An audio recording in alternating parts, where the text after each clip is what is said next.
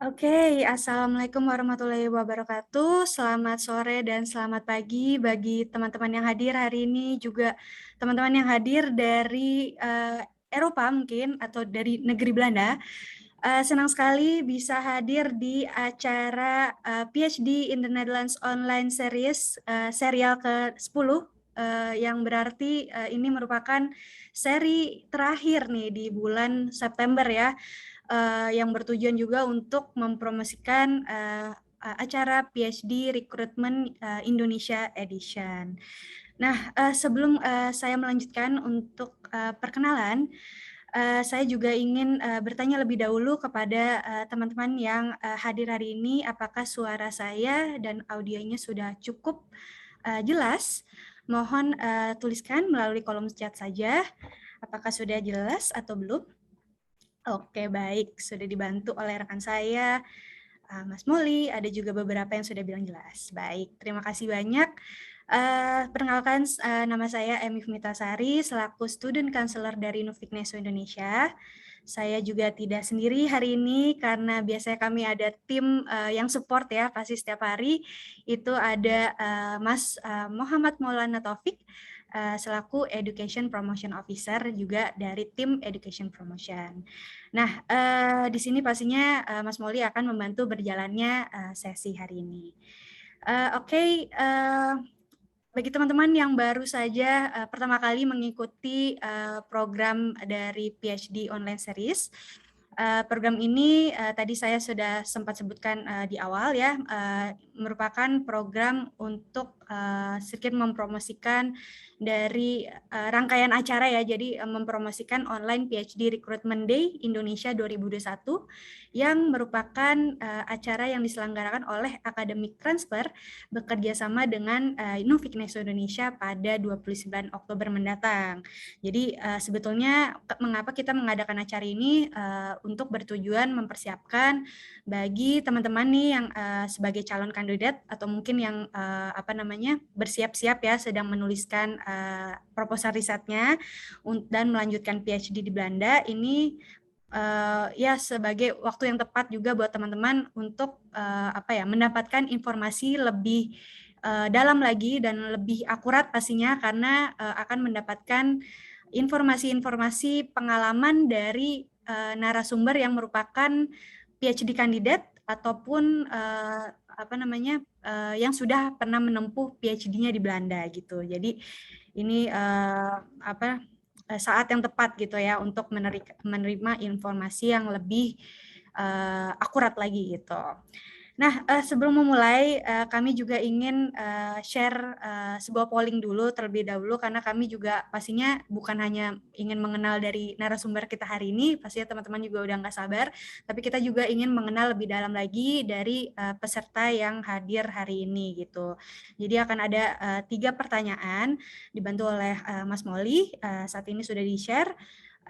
Pertanyaannya mengenai current state-nya saat ini, apakah belum memulai kuliah S2 atau sedang menjalankan kuliah S2-nya ataupun sudah lulus kuliah S2 dan sedang mempersiapkan PhD ke Belanda. Kemudian pertanyaan kedua juga ada tentang rencana sumber pendanaan penelitiannya PhD di Belanda. Ini apakah sudah ada rencananya nih, apakah akan apply beasiswa dari pemerintah Indonesia, ada juga institusi tempat kerja, dana pribadi, dan dana dari luar negeri. Kemudian pertanyaan ketiga, apakah sudah mulai menuliskan proposal risetnya nih? Ya, jadi ada yang sudah mungkin lagi dalam persiapan atau bahkan belum memulai sama sekali. Ya, kita tunggu. Ada saat ini kalau saya lihat ada 18 peserta yang hadir. Jadi kita tunggu beberapa saat lagi. Saat ini sudah ada 13 peserta yang 14 sekarang. 14 peserta yang sudah mengisi polling ini. Hanya 3 pertanyaan. Kita akan kulik lagi beberapa informasi dari peserta hari ini. Oke, kita lihat. Oh, sepertinya pesertanya bertambah nih. Sekarang ada 20. Kita nggak apa-apa, kita tunggu sekitar semenitan lagi.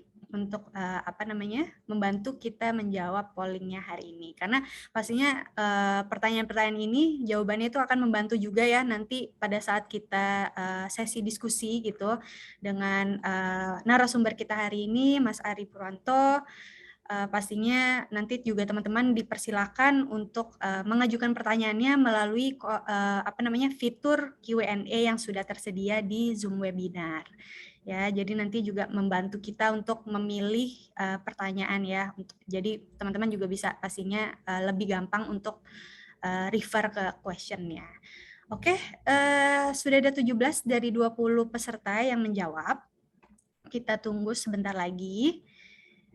Wah, udah kelihatan nih beberapa jawaban memang dari pertanyaannya ada yang mendominasi, menarik. Oke, sepertinya pollingnya bisa kita end poll saja agar kita bisa share resultnya seperti apa. Oke, pertanyaan pertama ya, saat ini Anda sudah lulus ya, jadi 94% menjawab sudah lulus kuliah S2. Wah, berarti ini benar-benar sudah persiapan untuk PhD. Tapi ada juga nih satu orang yang masih melanjutkan kuliah S2 tapi sudah memikir untuk melanjutkan PhD. Pertanyaan kedua tentang rencana sumber pendanaan riset ya.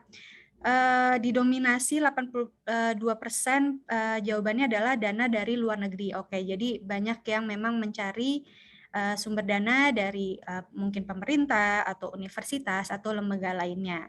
Tapi di lain itu juga 50% menjawab dari pemerintah Indonesia ya. Oke, ini berarti mungkin contohnya LPDP ya. Ini salah satu, sebetulnya Mas Ari juga narasumber kita itu merupakan LPDP UARDI, jadi bisa ditanya-tanya lagi tentang itu. Pertanyaan terakhir tentang proposal riset.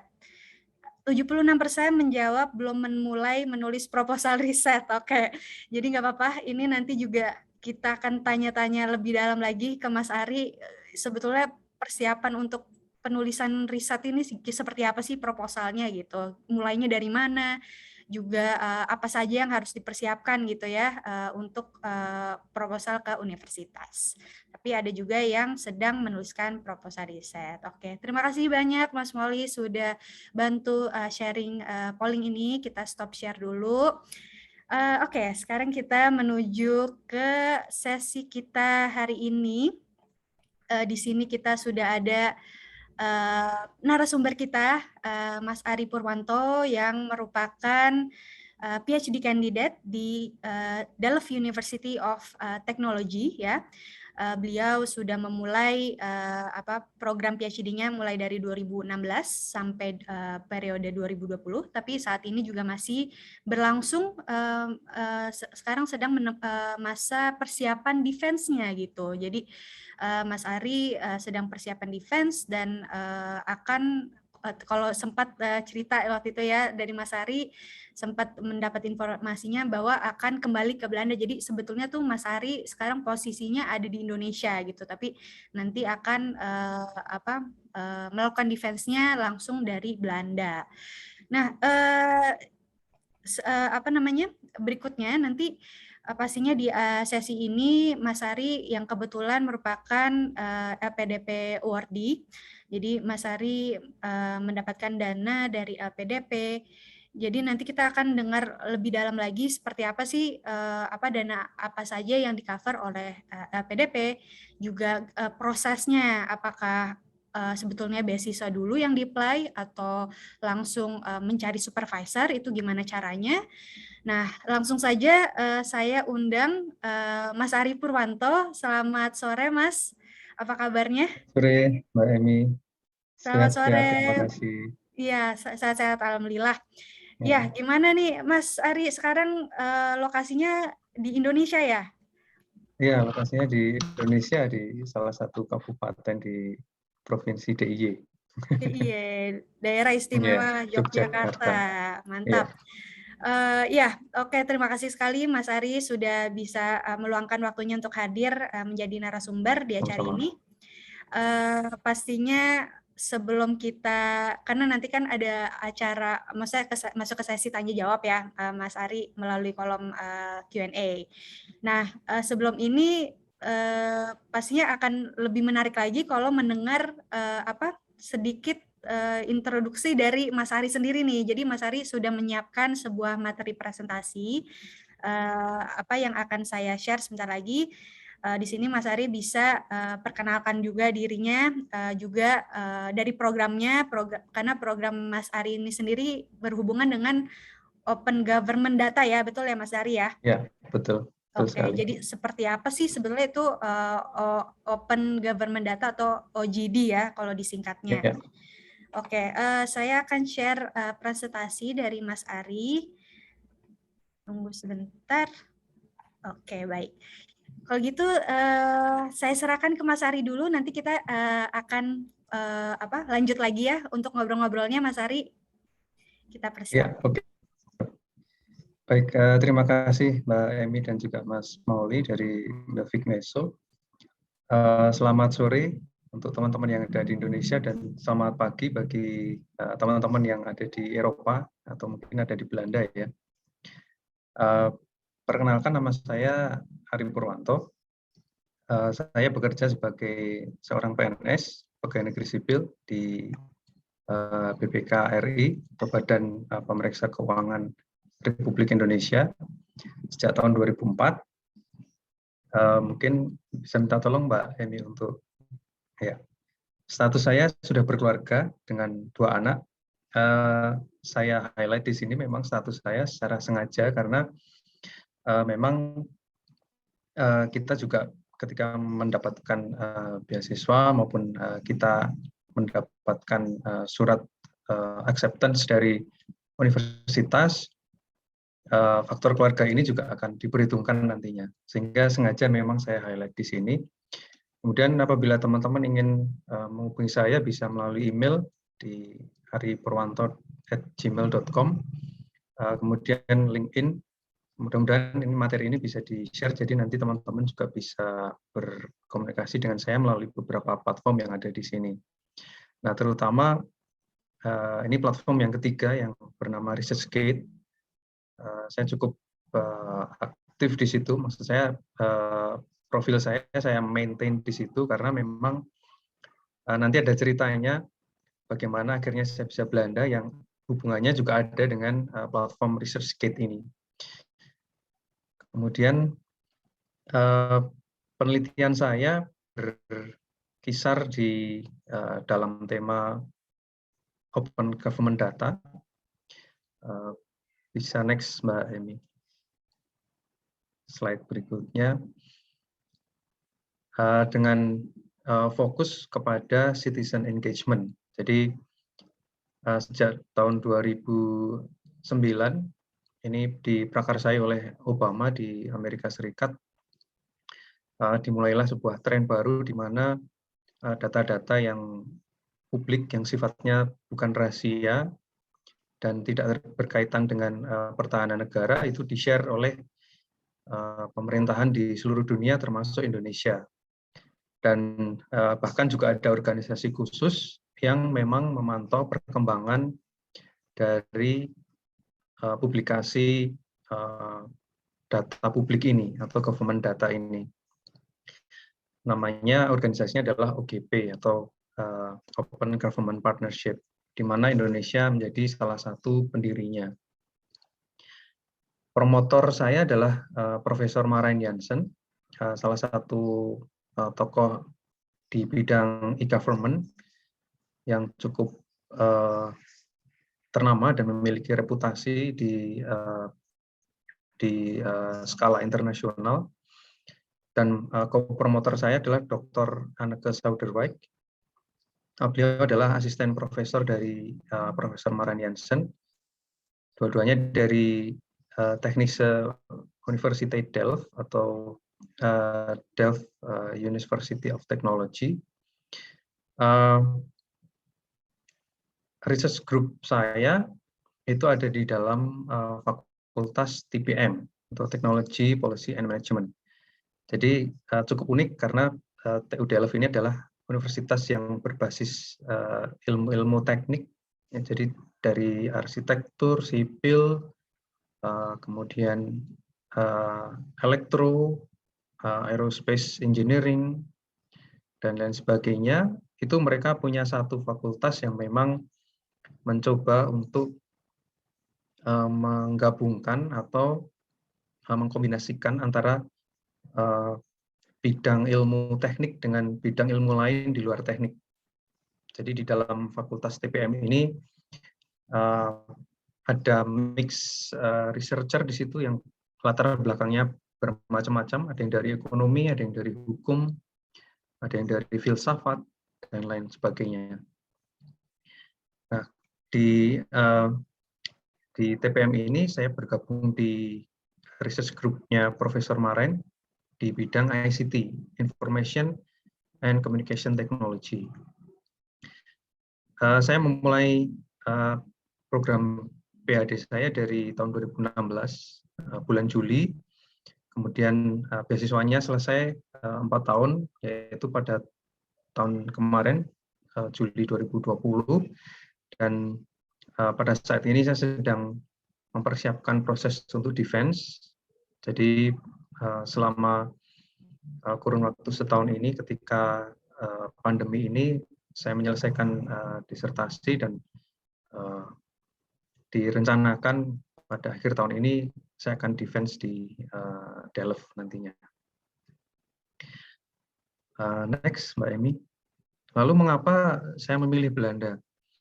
Jadi pada awalnya sebenarnya ketika saya punya keinginan untuk melanjutkan studi ke jenjang doktoral, karena latar belakang minat saya adalah electronic government atau e-government, selain Belanda sebenarnya juga ada alternatif lain yaitu Swedia. Akan tapi kemudian saya membaca salah satu artikel ilmiah yang kebetulan dituliskan oleh Profesor Maren Jansen berikut dengan asistennya Dr. Anneke, dan dari artikel tersebut saya memiliki ketertarikan untuk mendalami mengenai open government data ini, terutama di Indonesia. Nah, lalu apa hubungannya dengan ResearchGate yang tadi saya ungkapkan di awal? Itu adalah saya mendapatkan artikel tersebut melalui akun dari Profesor Maren di ResearchGate. Jadi saya memang join ke ResearchGate, kemudian memfollow Profesor Maren, kemudian dari situlah kemudian timbul komunikasi awal bahkan sebelum saya membuat proposal riset. Saya meminta kepada beliau untuk memberikan artikel tersebut, kemudian juga menyatakan ketertarikan saya untuk melanjutkan pendidikan ke jenjang doktoral pada beliau, dan kemudian akhirnya gayung bersambut, ya. Dan kebetulan asisten profesor beliau, Dr. Anneke ini salah satu domain expert di bidang open data. Jadi kalau Profesor Maren Jansen ini adalah expert di bidang electronic government secara umum, jadi termasuk di dalamnya ada open data, ada juga misal teknologi baru seperti blockchain ataupun artificial intelligence, sedangkan Dr. Anneke ini adalah domain expert di open data. Dan kemudian alasan lainnya mengapa memilih Belanda, kemudian karena cukup familiar karena pernah memperoleh beasiswa short course juga dari Stunet dari Belanda juga untuk mengikuti kursus tailor-made di bidang Business Process Engineering di MSM, Maastricht School of Management. Kemudian next, Mbak Emi. Nah, lalu bagaimana sih proses kita bisa diterima di universitas sebagai calon student doktoral sekaligus juga beasiswanya.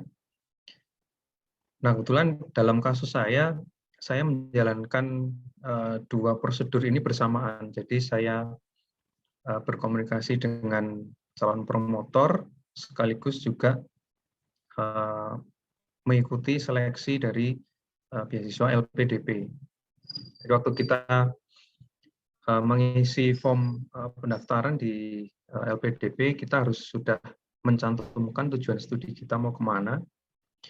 Nah, dalam mengisi formulir tersebut, ini adalah hasil dari komunikasi saya yang sebelumnya sudah dibangun dengan calon promotor saya, Profesor Maren Jansen. Nah, kemudian di dalam proses untuk mendapatkan letter of acceptance tadi, Profesor Maren Jansen memang kemudian akhirnya menugaskan Dr. Anneke untuk mewawancarai saya. Jadi memang ada wawancara khusus untuk menyeleksi apakah saya dapat diterima atau eligible atau tidak untuk menjadi student doktoral di TU Delft. Basis dari wawancaranya itu sendiri adalah proposal riset dan juga pengetahuan awal mengenai topik atau bidang yang kita ingin dalami di sana. Nah, kemudian berbarengan dengan itu, saya juga mengikuti seleksi di LPDP, dan di salah satu tahapnya itu adalah wawancara di LPDP. Di situ ditanyakan apakah Anda sudah memiliki proposal riset atau belum. Nah, karena proses untuk letter of acceptance itu tadi saya sudah menyusun proposal riset, maka ini sangat membantu ketika kemudian kita mengikuti seleksi di LPDP. Paling enggak secara psikologis kita sudah lebih percaya diri ya, karena kita sudah punya proposal, kita sudah tahu arah penelitian kita ke depan seperti apa, sehingga ketika kita menjalani seleksi di LPDP itu kita sudah nggak lagi harus mencari-cari tema atau gimana gitu ya. Jadi bisa langsung menjawab pertanyaan-pertanyaan yang diberikan oleh pewawancara. Meskipun saya akui bahwa pada akhirnya proposal riset ini berbeda 180 derajat dari yang akhirnya kemudian saya pertahankan pada tahun pertama di TU Delft. Nah, tapi paling tidak dari situ kita sudah punya pengalaman dan juga bekal mengenai hal-hal apa saja sih yang mestinya kita masukkan ke dalam proposal riset kita. Mungkin ini adalah slide terakhir saya, Mbak Emi. Terima kasih atas perhatian dari teman-teman sekalian. Saya kembalikan ke Mbak Emi. Oke, terima kasih banyak Mas Ari atas paparan materinya. Sama-sama. Tadi sedikit secara singkat juga dan cukup memberikan gambaran ya seperti apa sih sebetulnya proses admisi ke TU Delft maupun ke beasiswa program LPDP. Waktu itu LPDP-nya yang program reguler ya, Mas? Iya, program reguler. Oke. Nah, tadi sempat dengar juga nih kata Mas Ari bahwa sebetulnya proposal riset yang akhirnya sudah dikirimkan di awal itu ternyata 180 derajat ternyata bisa berbeda gitu ya dari yang awalnya diberikan gitu ya, Mas. Iya, Nah, betul. Saya sebelumnya mau tanya dulu nih Mas, menurut pengalaman Mas Ari, sebetulnya karena tadi kan banyak sekali yang belum melalui polling ya, banyak yang belum memulai proposal riset. Nah sebetulnya dari pengalaman Mas Ari, proposal riset seperti apa yang dicari oleh supervisor atau universitas dari calon kandidat gitu? Apa saja sih sebetulnya yang memang harus di-include-kan ke dalam proposal tersebut gitu? Oke, ya. Baik, tentu ini jawabannya agak panjang nih, Mbak. Karena yang pertama tentu saja itu kembali ke minat kita ya, minat bidang kita itu apa, kemudian khusus untuk di Belanda dengan model kita komunikasi langsung dengan calon promotor, tentu kita harus paham lebih dulu profil dari sang calon promotor tersebut. Bidangnya apa, kemudian spesifikasinya beliau ada di mana. Nah, ini yang akan sangat membantu. Nah, dari situ kemudian setelah kita sudah bisa menentukan topiknya, kemudian kita bisa menentukan skopnya ada di mana, maka kemudian dari situ kita bisa lalu melakukan semacam literatur review awal ya. Tidak perlu komprehensif, akan tetapi mungkin cukup menggunakan artikel-artikel yang paling up to date di dalam bidang tersebut untuk mengetahui kira-kira gap penelitian yang ada sekarang itu di mana. Nah, ketika kita bisa mengidentifikasi gap-gap ini, maka kemudian kita bisa mengarahkan diri kita nih, kita mau mengadres atau kita mau meneliti gap yang mana. Nah, ini yang kemudian kita tuangkan di dalam proposal riset. Memang kalau di TU Delft mungkin juga sama berlaku di universitas-universitas lain di Belanda. Itu pada tahun pertama kita harus bisa mempertahankan proposal riset kita sebelum kita bisa go atau diberikan lampu hijau untuk melakukan penelitian lebih lanjut. Nah, disinilah kemudian proposal riset awal saya itu berubah banyak karena ada dinamika di situ selama setahun ketika kita mengikuti program-program workshop ataupun konferensi ataupun pekerjaan-pekerjaan kelompok lainnya di dalam universitas, baru ketahuan, oh ya ternyata mungkin saya lebih baik fokus di A daripada di B yang dulunya kita tulis. Nah, lalu kemudian hal yang perlu diperhatikan adalah mungkin paling tidak kita sudah memiliki pengetahuan awal tentang gap tadi, gap dari bidang yang akan kita address di dalam program doktoral kita. Nah, dari situ kemudian ketika ada proses seleksi atau wawancara dengan calon promotor, kita bisa memperlihatkan bahwa kita sosok yang mampu untuk melakukan riset tersebut, untuk merealisasikan apa yang kita usulkan tadi. Nah, tentu saja juga mungkin yang perlu kita perhatikan juga sebagai PhD candidate atau sebagai PhD researcher, kita tidak bisa melakukan semuanya sendirian. Oleh karena itu, hal lain yang penting adalah skop dari proposal riset itu harus clear. Clear dalam artian ini doable di dalam frame waktu tertentu, misalnya 4 tahun. Ini harus make sense, maksudnya harus realistis bahwa selama 4 tahun untuk gap di bidang ini yang akan saya address, saya bisa melakukan A, B, C, D gitu. Tidak kalau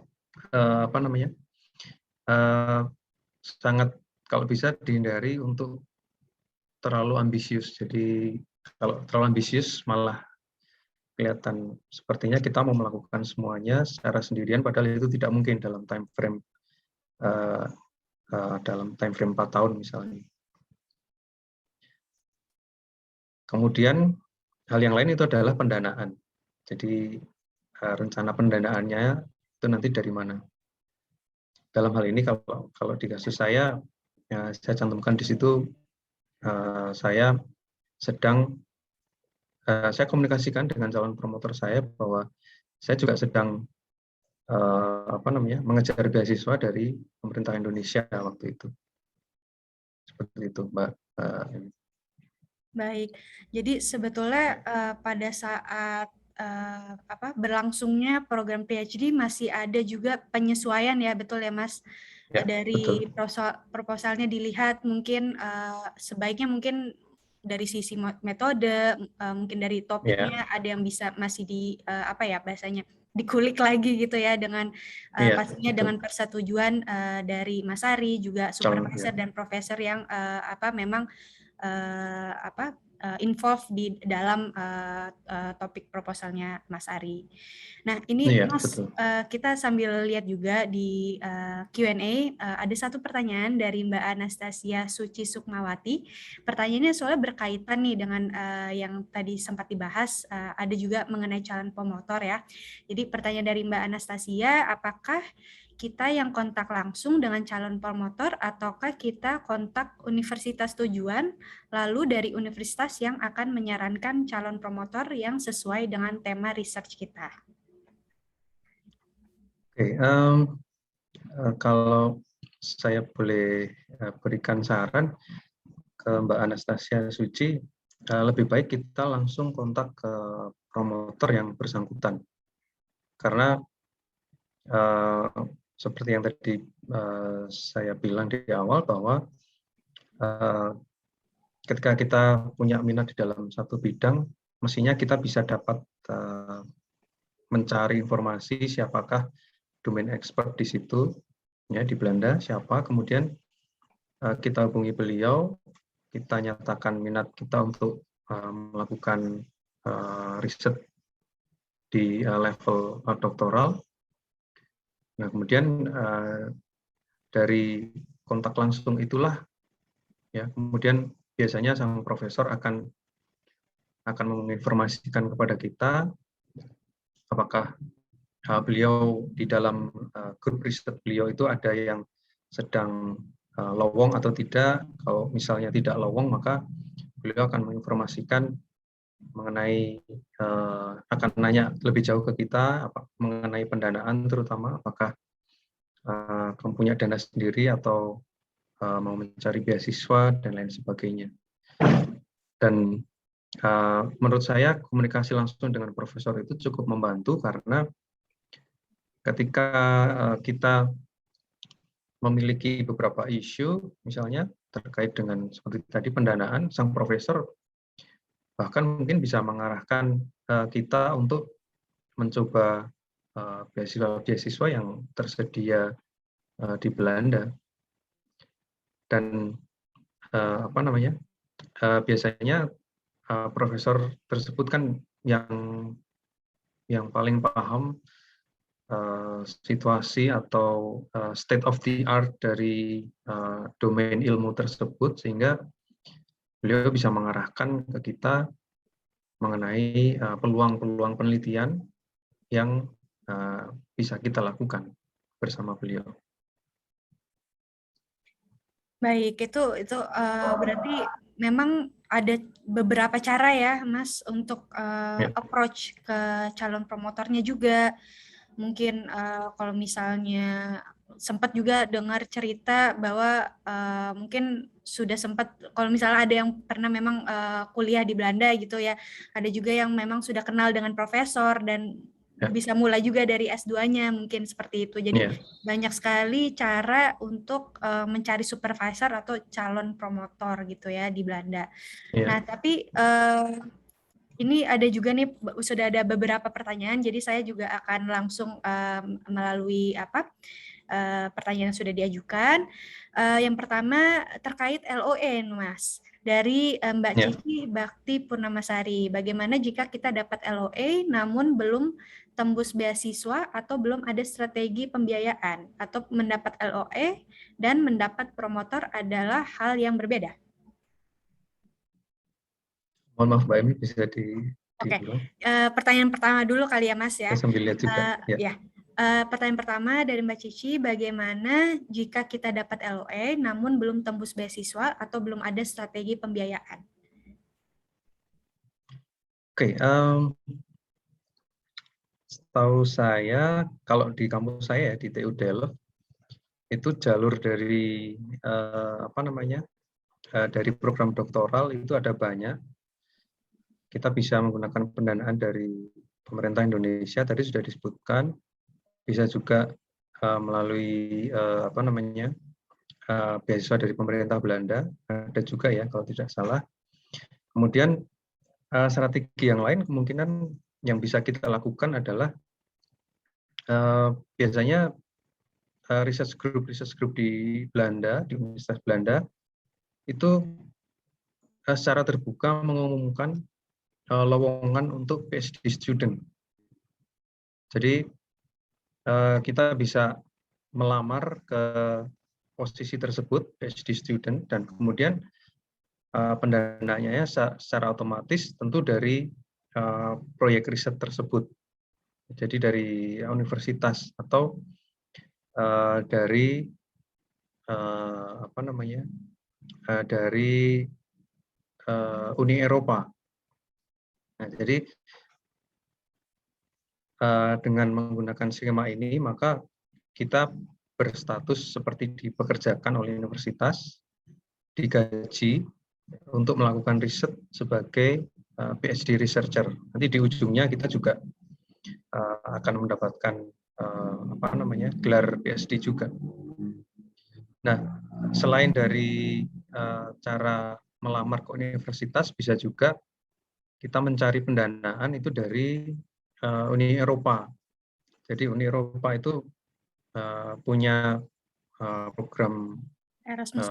proyek ya Horizon 2020 dan beberapa proyek lain, di mana di situ mereka juga membuka peluang researcher dari manapun di seluruh dunia, termasuk Indonesia, untuk bisa meneliti di bidang tertentu. Dan bisa jadi salah satunya lokasi dari universitas tempat kita riset itu ada di Belanda. Itu jadi banyak alternatif yang bisa kita eksplor. Iya, Untuk betul sekali. pendanaannya.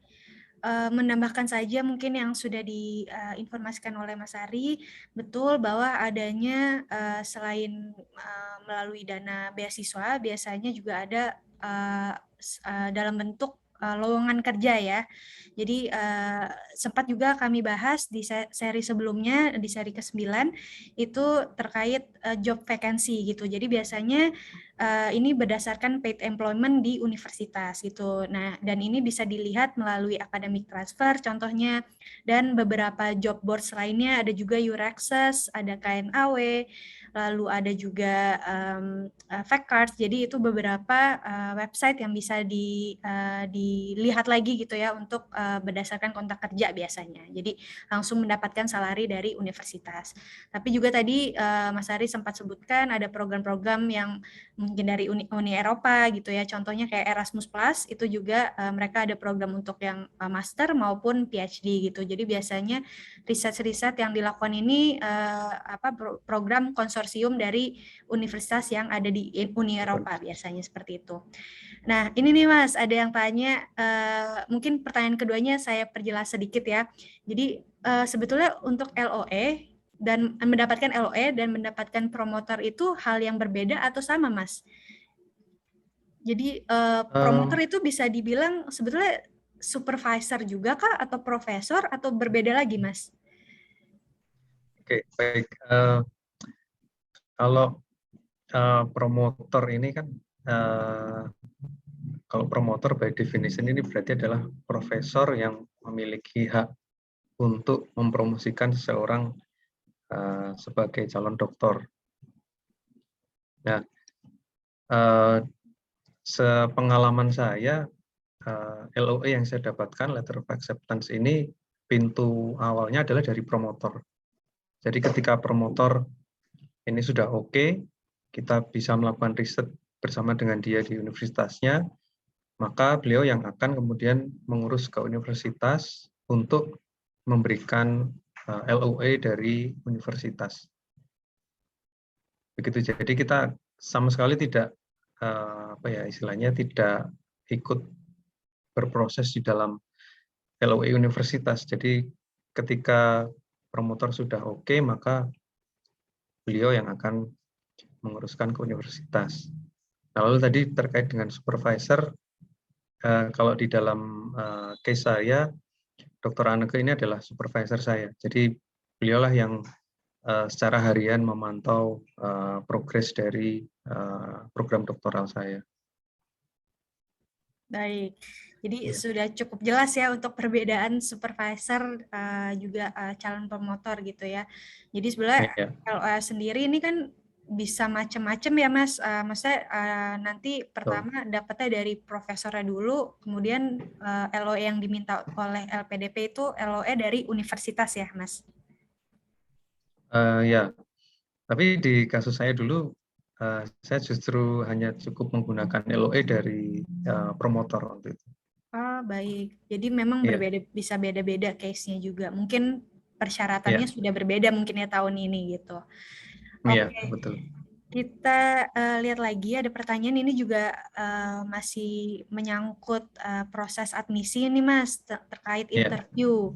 Jadi view ya. dari salah satu peserta yang tidak ingin disebutkan namanya, Mas Ari tadi Oke, dikatakan bila melalui proses interview oleh Dokter Anneke. Hal apa iya. saja yang dialami oleh supervisor ketika interview dan apa tips untuk menghadapi interview oleh supervisor? Terima kasih. Ya, oke. Makasih untuk pertanyaannya. Saya harus refresh kembali ini dulu apa-apa saja yang ditanyakan.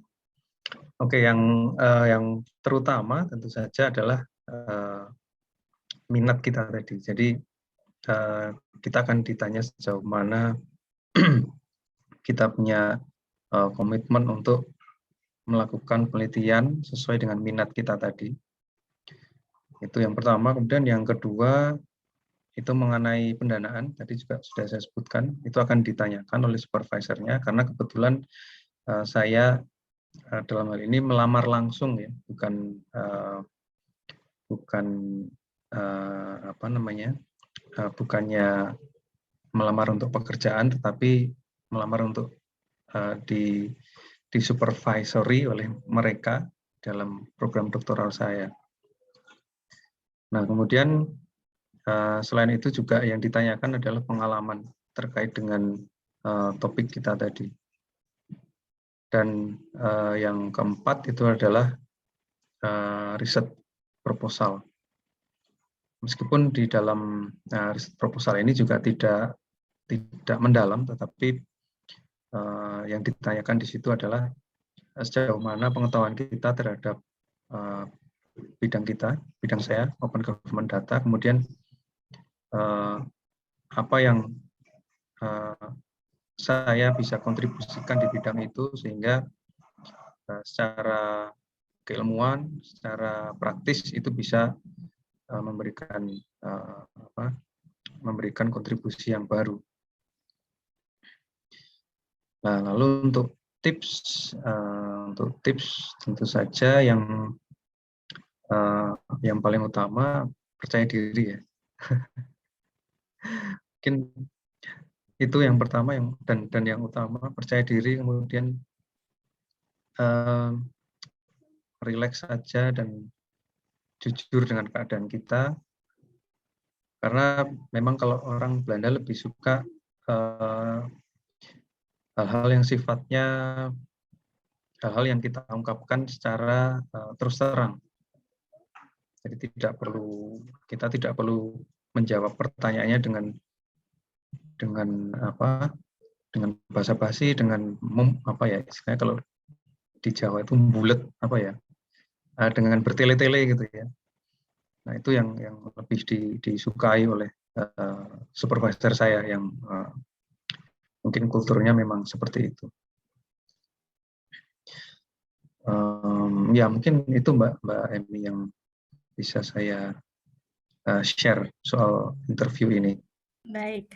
Maaf Jadi kalau tidak terlalu detail karena memang sudah cukup lama waktu itu. cukup lama ya Mas, masih Iya, sambil mengingat-ingat juga ya pada masa-masa iya. perjuangan ya Mas. Mungkin harus ini kali ya Mas, apakah harus menguasai dari proposal risetnya juga, apakah ditanya juga sedetail mungkin seperti apa akan melakukan riset tersebut gitu, atau lebih kepada Ya. apa ya, fokusnya mungkin lebih ke komunikasinya gitu. Apakah kandidat tersebut cocok untuk bekerja dengan profesor gitu? Ya, saya kira dua hal itu tadi, Mbak. Kombinasi dari dua hal itu. Yang pertama dari proposal risetnya, tetapi tidak mendalam. Jadi hanya apa ya istilahnya diskusi tentang topik tadi, topik di dalam riset proposal kita, kemudian apa kontribusi kita, kemudian apakah memungkinkan, bagaimana kita menjelaskan bahwa proposal kita itu memungkinkan untuk kita realisir di dalam frame waktu 4 tahun, kemudian juga cara komunikasi kita ya, mungkin ya. Jadi mungkin dari cara kita berkomunikasi, kemudian bagaimana cara kita meyakinkan supervisor tersebut itu juga menjadi salah satu pertimbangan. Oke, jadi penting sekali ya dengan mungkin kecocokan juga antara kandidat dengan profesor. Baik, Mas Ari, kita masih ada ternyata pertanyaannya makin banyak nih, ada 6 pertanyaan di sini. Tapi saya ingin coba yang dari Mbak Emiana Ruth dulu nih. Soalnya ternyata Mbak Emiana saat ini juga berencana melanjutkan studi di TU Delft di bawah bimbingan Prof. Marain ya.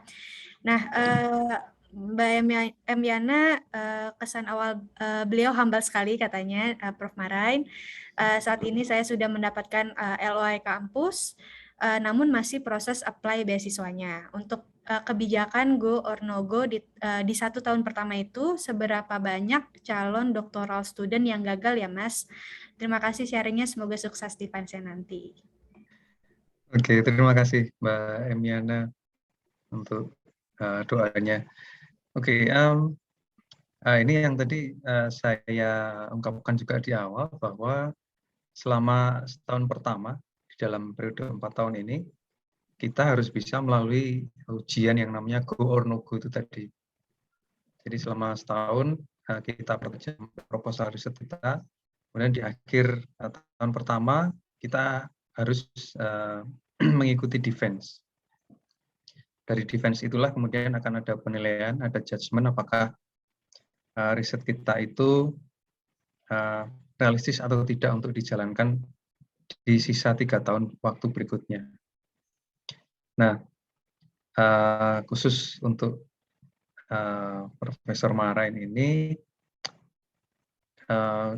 di angkatan kami di TU Delft itu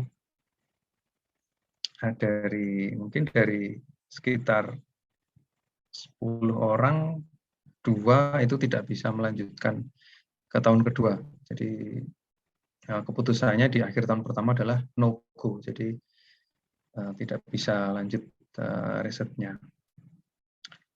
Dan beberapa memang dari Indonesia sih. Jadi ya cukup disayangkan memang. Berarti kalau nggak bisa melanjutkan risetnya itu gimana, Mas? Apakah kembali ke negara asal atau mencari mungkin topik lain dengan supervisor yang lain? Gimana tuh, Mas? Ya, di Profesor Marain ini cukup humble seperti yang tadi Mbak Emiana tuliskan, dan beliau cukup suportif ya, kepada mahasiswa-mahasiswanya. Ada kasus teman saya yang kemudian akhirnya diarahkan oleh beliau untuk mengambil di universitas lain, dengan beliau sebagai orang yang memberikan referensi ke universitas tersebut. Tapi universitasnya tidak di Belanda. Dan yang lain ada juga yang harus pulang. Jadi karena tidak mendapatkan sumber pendanaan dari manapun, kemudian akhirnya memutuskan untuk pulang. Nah, biasanya komite penguji ini akan memberikan kita kesempatan 3 bulan. Jadi setelah 1 tahun, kemudian misalnya kita diberikan no-go, kita diberi waktu 3 bulan untuk memperbaiki proposal, untuk mempertajam proposal, kemudian kita defense lagi. Gitu. Jadi biasanya topiknya tidak berubah, akan tetapi biasanya detail di dalam riset itu yang akan perlu kita perdalam dan kita presentasikan. Mungkin itu, Oke, Mbak. baik. Ya. Nah, karena kita sebenarnya waktunya sudah tidak banyak lagi nih Mas, kebetulan Ya. 3 menit mungkin Mas Ari juga setelah ini juga masih ada kegiatan lain. Ya. Namun kita bisa mungkin saat ini tadi udah beberapa ya membahas juga untuk proposal, admisi. Mungkin saatnya kita juga bahas tentang dana nih, sumber dana gitu. Jadi ada yang bertanya terkait LPDP nih Mas, dari Ya. seorang yang namanya juga tidak ingin disebutkan. Halo Mas Ari, terima kasih sudah berbagi. Saya mau nanya mengenai beasiswa LPDP, khususnya asuransi kesehatan. Bagaimana jika kandidat yang ingin mendaftar LPDP memiliki riwayat penyakit yang harus kontrol rutin ke dokter? Apakah kesempatan untuk mendaftar dan lolos beasiswanya akan tertutup atau gimana ya Mas? Mungkin Mas Ari pernah dengar pengalaman yang seperti itu. Terima kasih. Ya. Nah, ini kebetulan saya malah belum pernah dengar ya ada pengalaman seperti ini. Ya, mohon maaf untuk pertanyaan ini Oke, agak, jadi belum agak sulit untuk mungkin menjawab. belum mendengar ada pengalaman dari temannya atau itu belum ada ya Mas ya? Belum ya, Oke, belum tapi pernah. sebetulnya mungkin boleh tanya sedikit juga untuk Ya, asuransi kesehatan, LPDP kan sebetulnya fully funded ya Mas ya?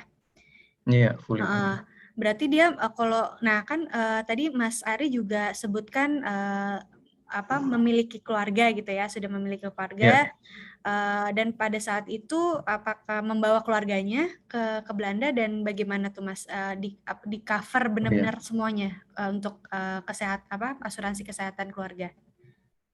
Oke, ya untuk keluarga memang tadi di awal saya sebutkan bahwa status saya berkeluarga dengan 2 anak. Kebetulan memang karena mereka saya bawa pada sepanjang program doktoral saya dari awal. Dan support dari LPDP lumayan cukup membantu. LPDP mengcover tunjangan keluarga. Jadi dihitung 25% dari total beasiswa kita. Dari beasiswa kita dihitung per orang 25%, maksimal itu 2 orang. Jadi saya dengan istri dan 2 anak berarti 4 orang. Nah, yang diberikan dukungan oleh LPDP itu adalah 2 orang saja dari keluarga, maksimal 2 orang. Nah, untuk asuransi kesehatan sendiri karena dia hanya mengcover pada awardee-nya saja, jadi hanya saya saja yang di-cover, maka untuk istri dan anak-anak saya sendiri yang mencari dan kemudian membayarnya. Nah, tapi karena aturan di Belanda untuk anak ini gratis ya, jadi asuransi kesehatan untuk anak ini gratis, dia melekat kepada istri. Jadi saya cukup membayar asuransi untuk istri saya, itu sudah mengcover istri dan 2 anak saya. Oke, jadi itu Untuk ya LPDP tidak ada nggak cover terlalu asuransi meng-cover keluarga. asuransi ya. Ya. Oke, jadi LPDP seperti itu. Baik, Mas Ari, sudah jam pukul 4.30 waktu Indonesia Barat. Namun mungkin beberapa teman-teman di sini yang masih memiliki pertanyaan bisa menggunakan email address yang sudah diberikan tadi oleh Mas Ari. Jika Mas Ari berkenan akan dibalas. Namun untuk penutupan, Mas Ari mungkin ada tips and trick sedikit bagi yang teman-teman di sini yang ingin dalam proses persiapan untuk program Oke. PhD? Ya. Kalau tips saya ya terutama yang pertama adalah harus mengenal diri sendiri. Dalam artian kita harus tahu minat kita di mana, kita harus paham apa apa namanya, kita harus paham minat kita itu terutama ada di bidang apa. Nah, kemudian dari situ kemudian kita mencari promotor yang sesuai, kemudian bergabunglah dengan komunitas peneliti atau researcher, misalnya di ResearchGate ya. Itu kita bisa cari profil dari calon promotor kita di situ. Salah satunya Profesor Warren Jensen ada di situ, aktif juga dia nge-share artikel maupun artikel jurnal maupun konferensi, sehingga kita bisa betul-betul paham bahwa bidang beliau ini adalah bidang yang sesuai dengan minat kita. Itu tips yang paling utama untuk teman-teman untuk persiapan. Kemudian yang kedua, bikin ini riset proposal sejak awal. Meskipun akhirnya nanti akan berubah, tapi paling tidak kita sudah mulai membiasakan diri untuk menulis, menuangkan ide dan pikiran kita secara terstruktur, sehingga orang lain yang membaca ini jadi lebih jelas dan paham apa yang kita ingin teliti nantinya. Mungkin itu Mbak Eni. Oke. Jadi itu beberapa tadi ya tips and tricks dari Mas Ari. Semoga juga dapat memberikan manfaat juga bagi teman-teman yang hadir hari ini. Mohon maaf sekali bagi teman-teman yang pertanyaannya belum sempat terjawab. Namun di sini juga ada yang tanya apakah seminar ini akan ditayangkan di YouTube. Betul, karena sesi ini direkam dan dalam totalnya juga kami sudah melakukan 10 sesi untuk PhD. Jadi teman-teman bisa nanti cek ke YouTube kami, Studi di Belanda. Mungkin bisa dibantu juga untuk Mas Molly untuk mengirimkan linknya. Jadi di situ sudah ada playlist khusus PhD in the Netherlands online series. Nah, di situ juga udah beberapa banyak ya, ada narasumber dari berbagai macam sumber pendanaan, berbagai macam pengalaman pastinya. Setiap individu memiliki pengalamannya masing-masing. Di situ bisa ditonton kembali untuk sesi-sesinya masing-masing. Oke, sebelum saya menutupkan sesi kali ini, saya juga ingin berterima kasih lagi kepada Mas Ari sudah berkenan hadir, memberikan informasinya, juga harapannya bisa memberikan motivasi lagi ya kepada calon kandidat yang akan melanjutkan PhD-nya di Belanda pastinya. Di sini juga saya sebelum menutup, saya ingin memberikan sedikit informasi terkait acara mendatang. Ini akan dibantu oleh rekan kami, Mas Molly. Nanti di tanggal 29 Oktober akan ada acara online PhD Recruitment Indonesia Edition ya, di tanggal 29 Oktober. Acara ini sebetulnya tidak hanya untuk orang Indonesia saja, tapi pastinya bagi teman-teman yang ingin melakukan PhD di Belanda dan dengan syarat untuk registrasi terlebih dahulu melalui academictransfer.com/events. Di situ ada beberapa persyaratannya yang harus dilengkapi ya, dengan salah satunya proposal riset, terus ada mungkin CV ya.